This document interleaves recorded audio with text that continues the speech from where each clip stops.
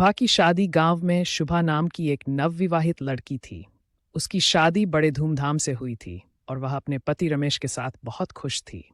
लेकिन शादी के कुछ ही दिनों बाद गांव में एक अजीब घटना घटी। हर पूर्णिमा की रात कोई न कोई औरत रहस्यमय तरीके से गायब हो जाती थी।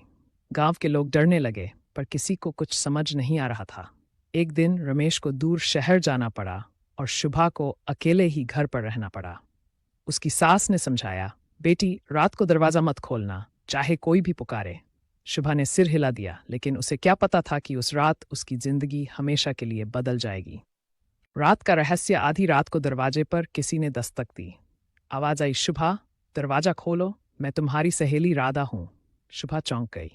राधा तो पास के गांव में रहती थी, वह इतनी रात का यहां कैसे आ सकती है? लेकिन आवाज जानी पहचानी थी, तो उसने धीरे धीरे दरवाजा खोल दिया। जैसे ही दरवाजा खुला, एक काली परछाई तेजी से अंदर घुसी। वह कोई और नहीं बल्कि सुगाहन चुड़ैल थी। उसका चेहरा जुर्रीदार था, लाल आंखें जल रही थी और लंबे नुकीले दांत बाहर निकले हुए थे।